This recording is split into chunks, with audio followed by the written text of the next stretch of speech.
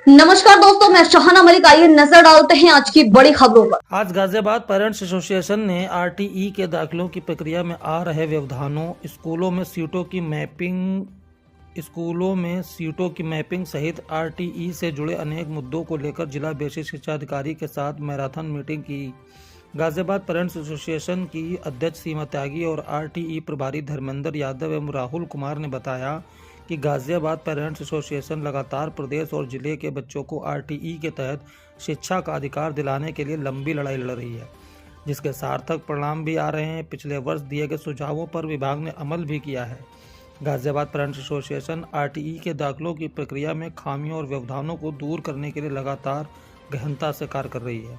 इस वर्ष पहले चरण के लिए दाखिले की प्रक्रिया 1 दिसंबर से प्रारंभ हो गई है, जो 19 दिसंबर तक चली। इस प्रक्रिया के दौरान जब गाजियाबाद पेरेंट्स एसोसिएशन ने जांच की तो इसमें बड़ी गड़बड़ी का खुलासा हुआ। जीपीए की टीम ने ज्ञापन के अंदर दिए गए सभी बिंदुओं पर जिला बेसिक शिक्षा अधिकारी से विस्तृत चर्चा की।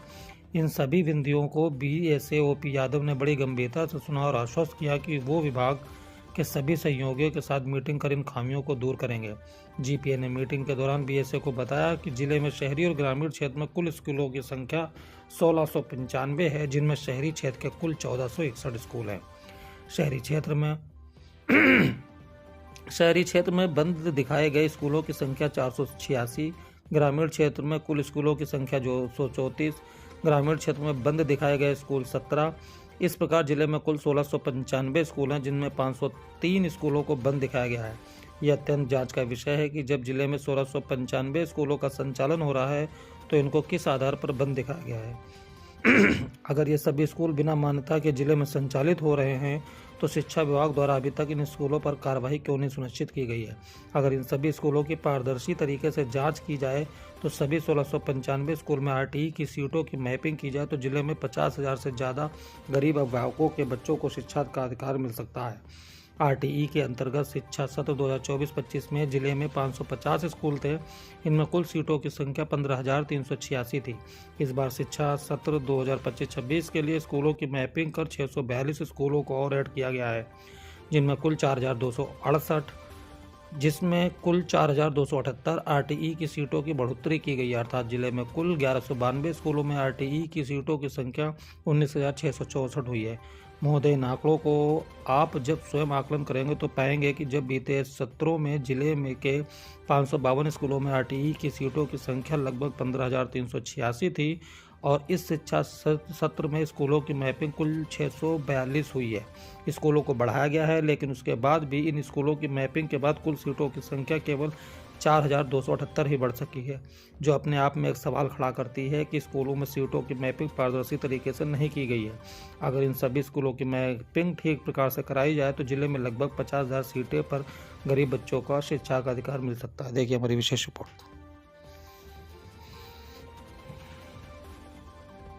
जैसा कि आप सभी जानते हैं कि गाजियाबाद पेरेंट एसोसिएशन आरटी के गरीब अभिभावकों के बच्चों के लिए लगातार संघर्ष कर रही है और आरटी के दाखिलों की प्रक्रिया शिक्षा सत्र 2025-26 के लिए 1 दिसंबर से स्टार्ट हुई थी, जो 4 चरणों में चलेगी।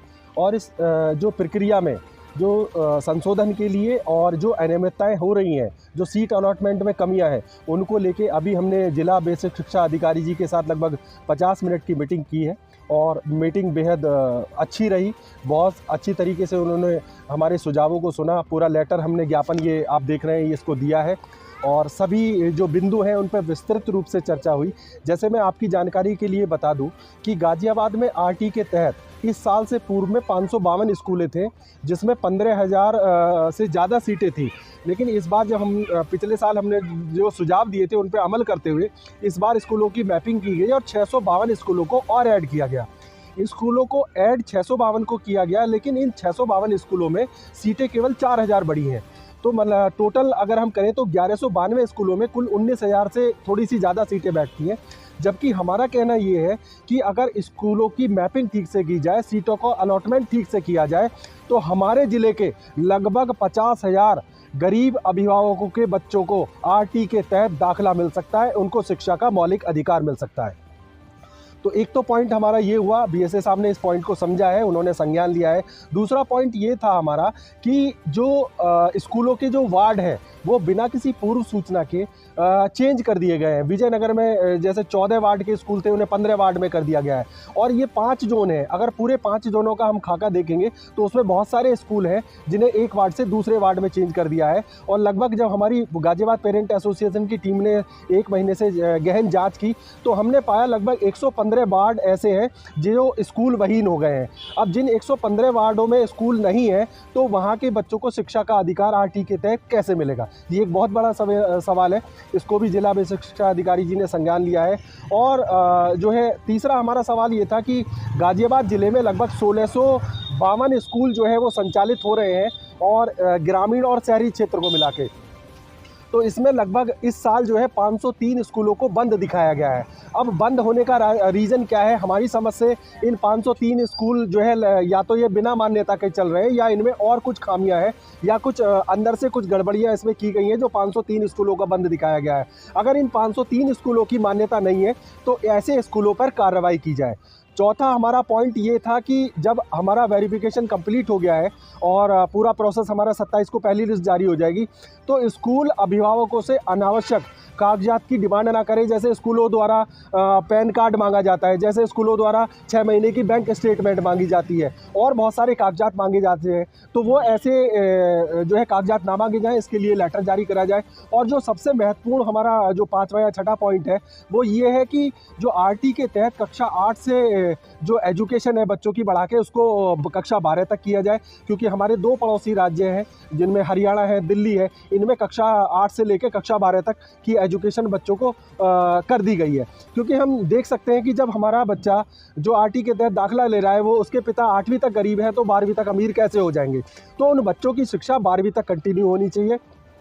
ये हमने सुझाव उत्तर प्रदेश सरकार को, जिला बेसिक शिक्षा अधिकारी जी को और महानिदेशक स्कूल शिक्षा जी को जो है इस ज्ञापन के माध्यम से दिया है। और जो हमारा 7वां पॉइंट है वो ये है कि जो